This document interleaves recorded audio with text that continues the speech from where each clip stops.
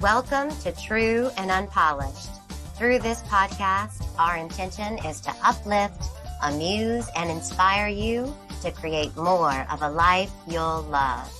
Let's get authentic, everybody. Well, hello, everyone.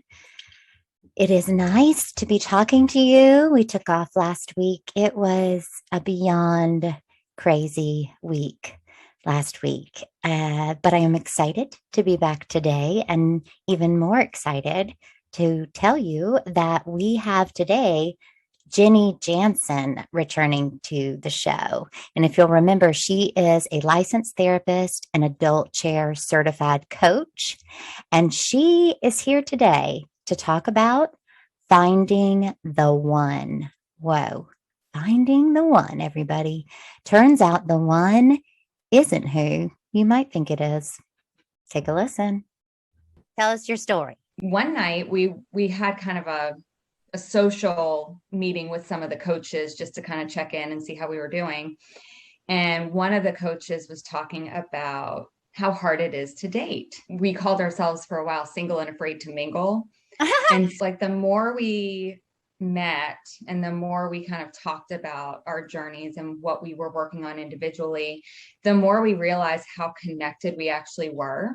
Wow. And we're in different areas of the country, but so we were meeting once a month, and then we like, no, too much is going on. So then we started meeting every 2 weeks, and one of the coaches was inspired and said, why don't we do calling in the one, which is it's a 7-week workbook thing about manifesting the love of your life. Oh, nice. And so we're like, yeah, might as well, let's do it together.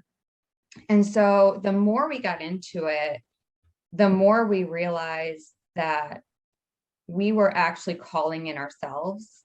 Yeah. How the foundation of having a healthy relationship is actually based on first having a healthy relationship with yourself. The amazing part of it is, like, we're in contact almost every single day.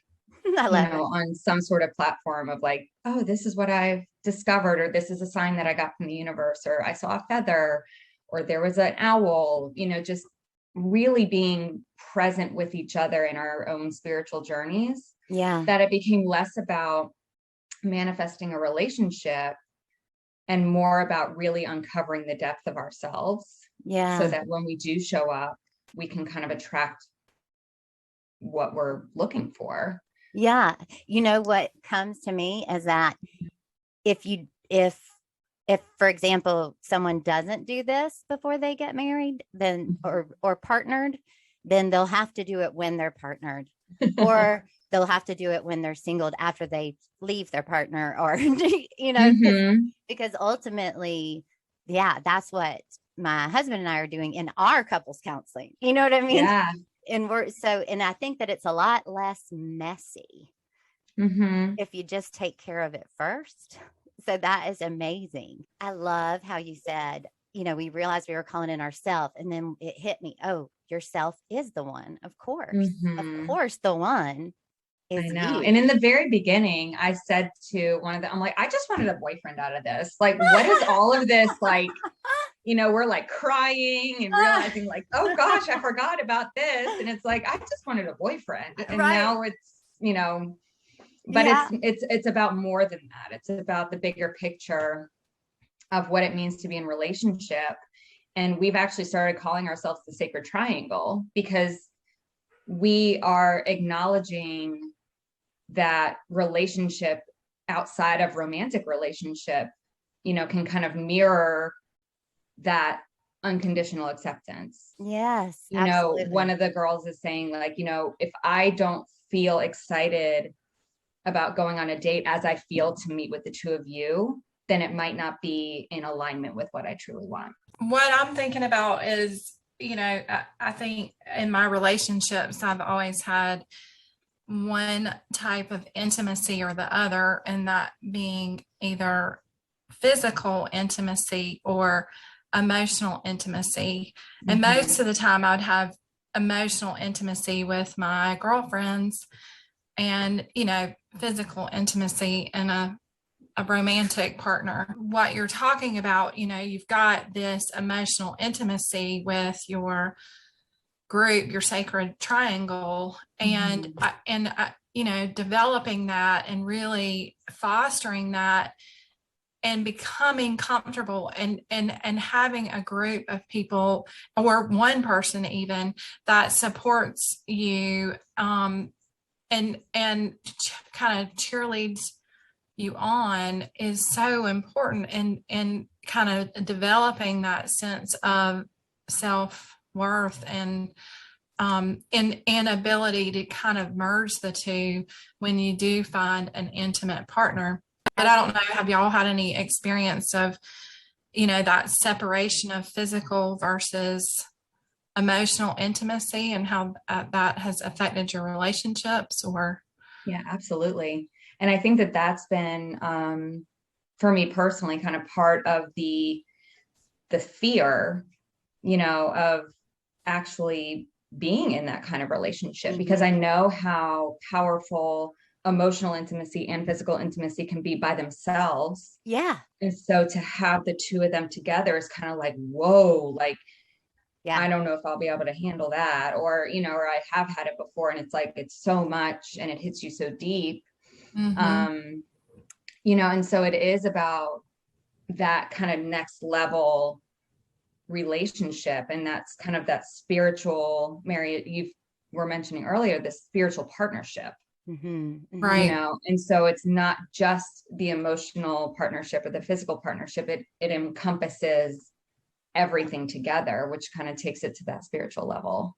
Yeah.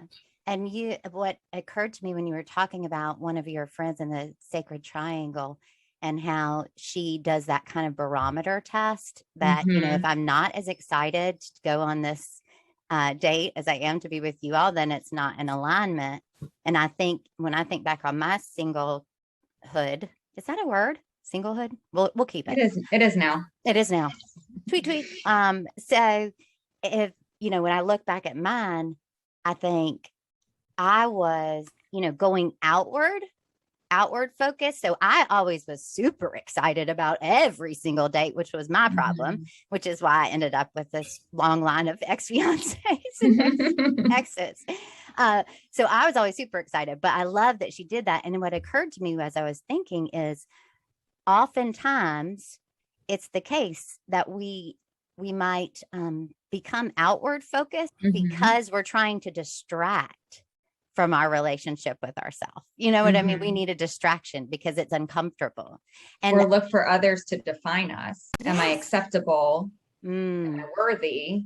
Yes. Oh my gosh, that is so true. And then, but people are going to disappoint you. It's just kind of part of the human condition. Like we are going to hurt each other unintentionally. Yeah. And so, or intentionally, depending on who you are, I guess. But it's about once you're solid in yourself and it's like, okay, well, that's not mine. That's their projection or that's their opinion. But I'm solid and I know who I am and what I want, whether it's a romantic partnership or not. Who do I want to engage with? Who do I want to spend my time with? Okay, so as somebody who has been in a long-term relationship, marriage, and I actually didn't have the experience of dating much before I was in that long-term relationship and marriage. So I did that in my 40s, early 40s, when I went through a divorce. So I am glad that I have the experience now, and I was very intentional about that when I was single, was to really just kind of try on different ways of being. And I think it's so important to do that and try, to go out with different people. And I was thinking about that when you were talking about your friend who says, I'd rather just hang out with y'all. I think what I think is both are important, like to be okay with going on a date that just doesn't work out is important too, because you learn so much about yourself in those situations too. And I mean, it was really helpful. But the other kind of big thing for me is because of the experience that I went through where I was very, young, college age when I got into that long-term 20-year relationship. And then I was, an adult and a mother. And when I went through my divorce, that I have a different perspective now that I'm in a new type of relationship. After that. And I think that any way you look at it, whatever your experience is, I think, whatever we experience is good and helpful, and it helps us grow. So, but what I really want to talk about is how we can call in ourselves more. And the ideas that you might have about that, Jenny, to help us do that, whether we're single, going through a horrible breakup, or in a long-term or short-term relationship. Yeah, because I think it's a lifelong journey, because we're constantly evolving. There's new experiences that happen. Things might trigger us when we're 40 that didn't touch us when we were 20. And so it's always about, for me, that is the truth. Getting solid and just checking in with yourself, like noticing your own barometer, like, ooh, hold on, like the stove turned up on that, whereas it might not have triggered me in the past. What's going on with me now? Yes. And just kind of doing that self check-in and learning how to trust your own intuition. Because again, Lydia, like you were saying, looking outside of ourselves, we're going to get so many mixed messages about who we are, what we need, what we deserve, what's good, what's bad, quote unquote, But Mary, I agree with you too, that everything that happens is our divine path. Everything is serving a purpose. Everything's meant for us. And so saying, okay, what can I learn about this? Or what can I learn about myself through this experience? Right. And not to say that we're not going to get depressed if we have a breakup, or we're not going to get anxious about going on a first date. We're going to have those natural emotional ups and downs, but it's acknowledging, ooh, okay, hold on a second. That didn't feel good. Maybe somebody said something to me that was a little, a little jab, or a little like, ooh, that didn't feel good. And checking in and saying like, okay, that's a boundary I need to set. Like that wasn't okay with me. And learning how to stand up for ourselves and, treat ourselves the way we would treat someone we love. Right. And I think that one of the things that I realized, I knew that if I wanted a good partner, I had to be a good partner. And it doesn't mean that, I was having the experience of a good partner when I began being a good partner. It took some time, everybody. And it's still becoming. And as Mary was talking and explaining how it's purposeful too, to go on those dates that maybe aren't, super excited about. And it occurred to me that it depends on where we are in our journey, and that isn't a linear journey, like you're ahead of me and I'm behind you. It's that there's this spiral journey that we're going on. And so for your friend that's in the sacred triangle, that is probably her aha moment for right now. Like her calling right now is don't do it if it's not, not exciting. And that kind of points toward maybe an obligation kind of thing and people pleasing kind of thing. She says yes, maybe because she doesn't really want to. Yeah, I love that point, because you're right that it's the way that you said it, it's her aha for right now. Yeah. So my aha could be completely different. Maybe I've been staying at home, and I that nudge is really about moving forward and moving into it. Whereas maybe somebody else has been going on date after date after date that just isn't working. And the nudge is to say, I'm going to choose myself and my friends this time. So I think it's the more, or even just myself. Yeah. And I think too, it's a good barometer to say, like, is this feeling, is it exciting? Not necessarily like, oh my gosh, it's like fireworks and butterflies and magical, things on the first date. But look, that I believe is her barometer of like, learning how to trust your intuition and saying, am I going out with this person just because he wants to go out with me? Right. And like, what are those feelings that I'm getting when I talk to him? Like, what are those nudges, either in a positive or neutral direction?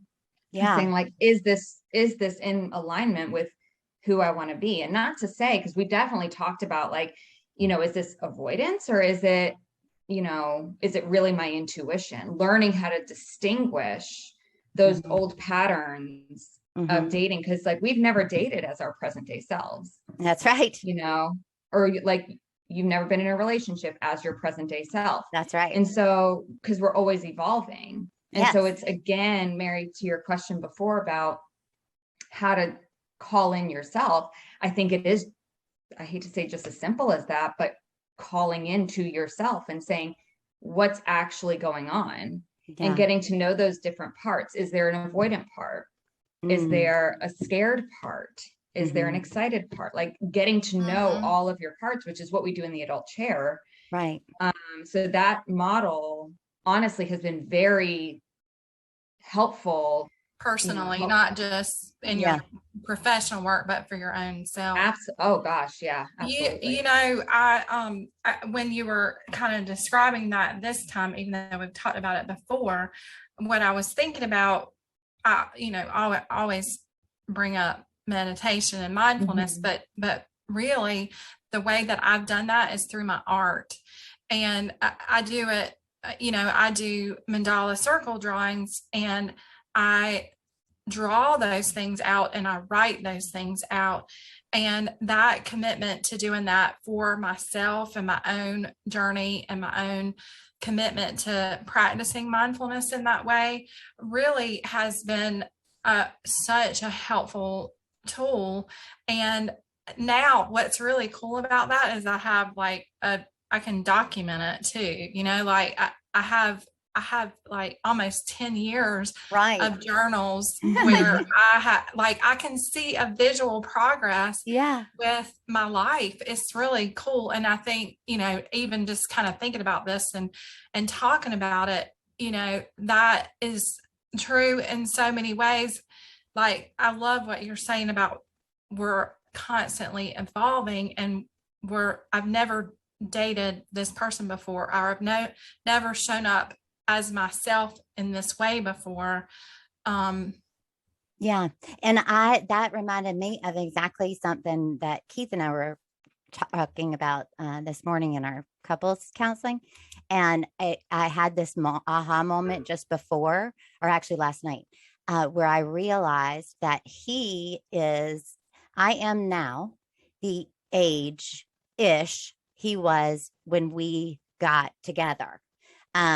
Because we have a 10-year age gap. So he was a couple years younger, a few years younger than me. But what I realized all of a sudden is, oh my gosh, what must that have been like for him? He went through a divorce, and, I've never been my 40-year-old self before. And now I get, I didn't have the problems of a 40-year-old self then. I didn't have the responsibilities of a 40-year-old self then. I wasn't a mother then. So I had this perspective that, oh my gosh, I can really relate to where he is, and really have appreciation for what he went through then. And you mentioned that you guys all get together. So what I was wondering, and the thought that I had was, because we're talking about getting different points, and, she had her aha moment, and it's right for her for where she is. I am curious and wondering, do you think that you all were drawn together because you're in a similar space on your journey? And so that, that guidance goes kind of for all of you, or do you think it's an individual thing, and that, you just come and kind of support each other, but you're kind of in different spaces? It's interesting you say that, because the last time, or actually the past few times that we've met, we often say that our guides are high-fiving each other right now. Like, yes, they're finally getting it. Yes, they're finally getting it. And oftentimes, if one of us is in a funk, the others are going through something too. It's like this weird, like, synchronicity that we have going on. And it's like, I'm not feeling good. Let me check in with the girls and see, like, is this a thing? And how can we kind of like raise our vibration a little bit. I love that. Or if there was one time we were having issues even with friendships and feeling like obligated in friendships. And it's like, oh my gosh, me too. It's like, I'm going through the same thing with this thing, or I'm going through the same thing, in a different way, like transitions and yes and no. We all have our own, like short answer long, but yes and no. Like we have a lot of similarities. Yeah. But we also can offer an objective perspective and say, I don't know what you're going through, but I'll be here with you in that. Right. Or I've experienced something similar. Can I share with you? We're very respectful of each other's journeys, but also can see where we go like, She's we make our making little hand triangle gestures of a triangle. Yeah. Everybody. Like,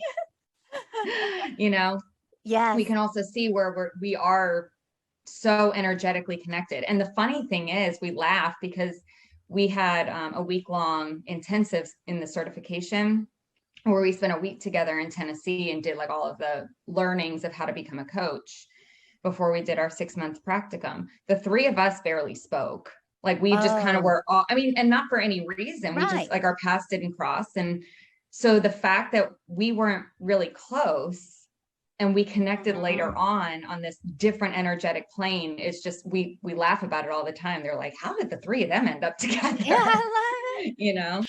I think that kind of brings up another point of, timing. Yeah. And trusting in life. Life is going to move us in the direction that we're meant to go. And the more that we trust in that, the easier it's going to be.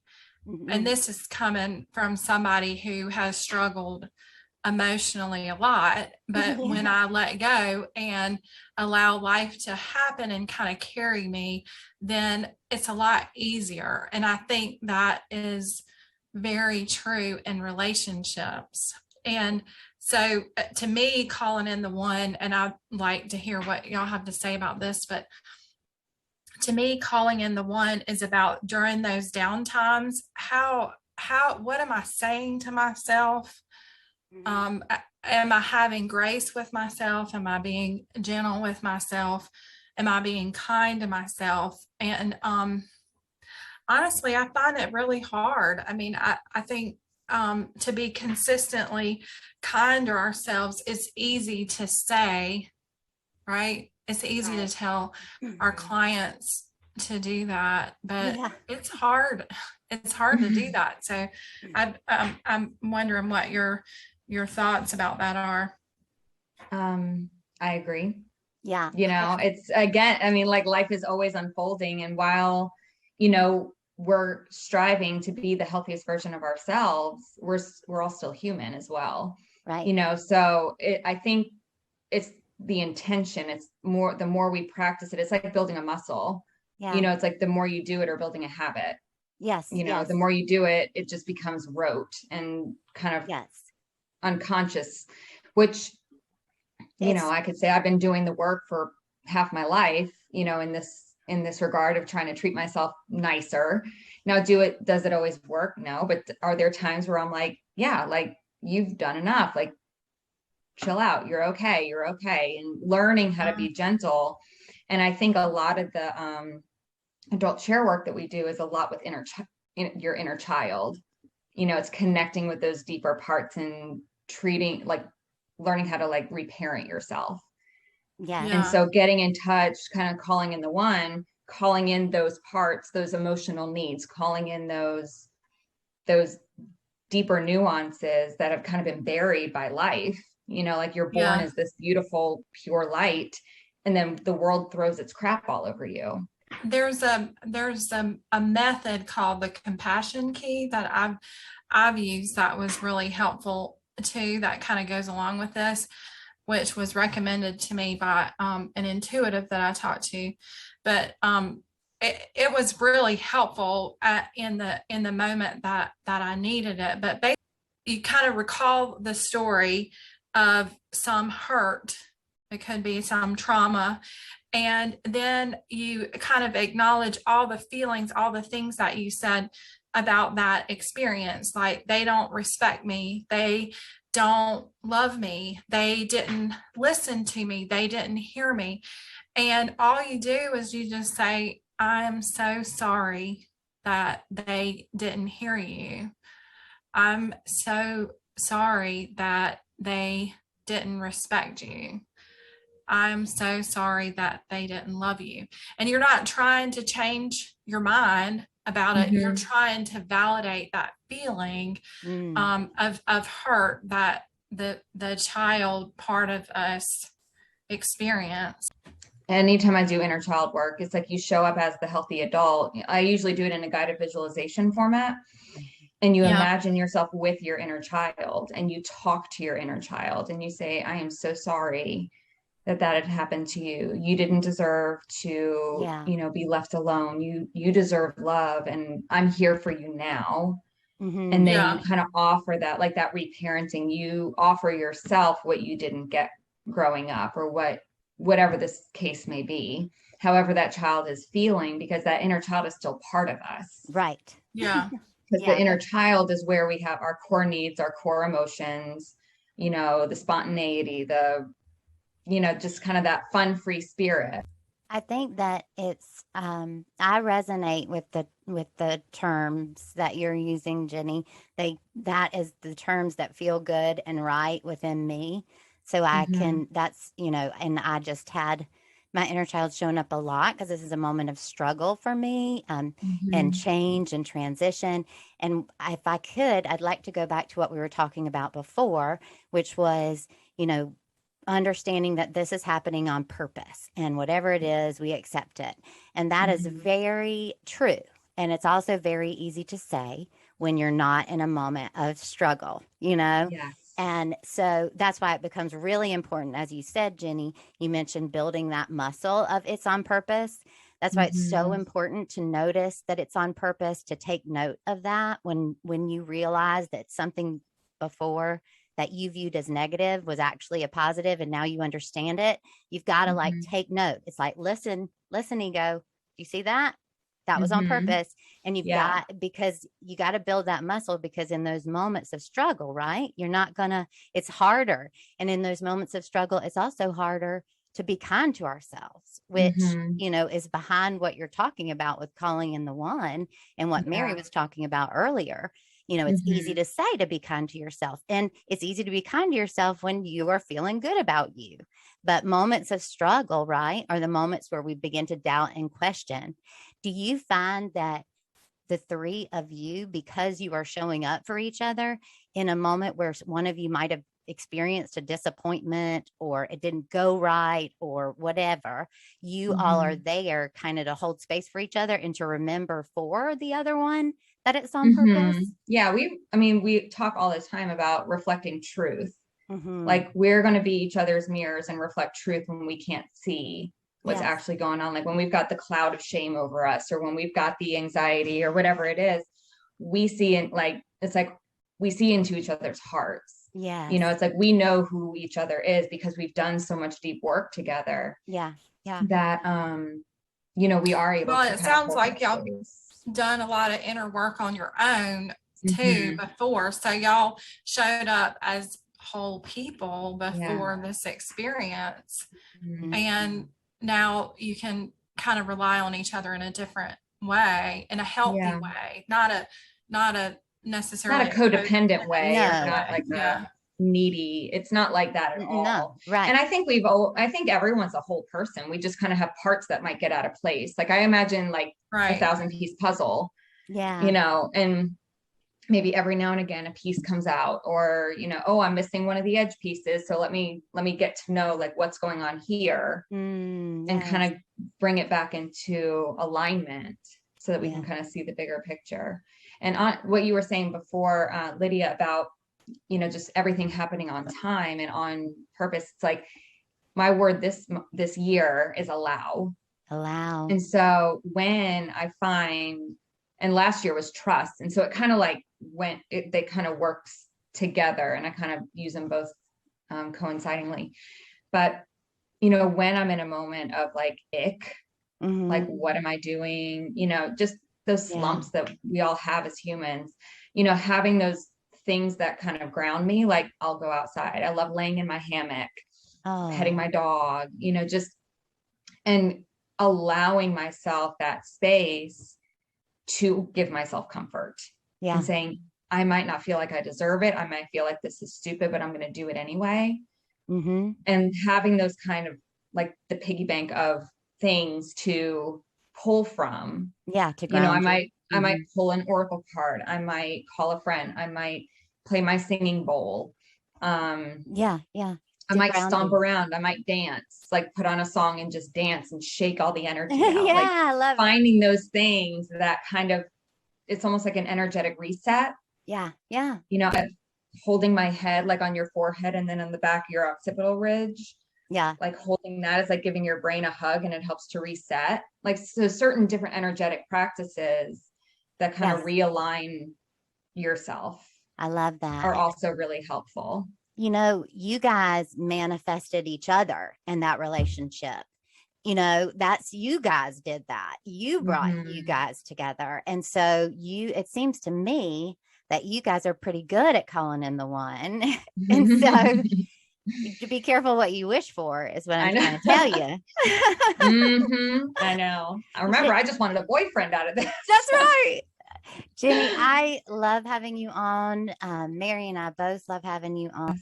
Thank you for having me. It's been such a wonderful experience coming back and seeing y'all and, you know, being part of your growing and beautiful community. I love it. And she'll be back, everybody, so don't worry. And thank you, everybody, for listening. We are very grateful for you. It is such a wonderful thing to be able to talk to these amazing people, laugh with them, get inspired by them. So you have been listening to True and Unpolished, the podcast. Let's see what happens next.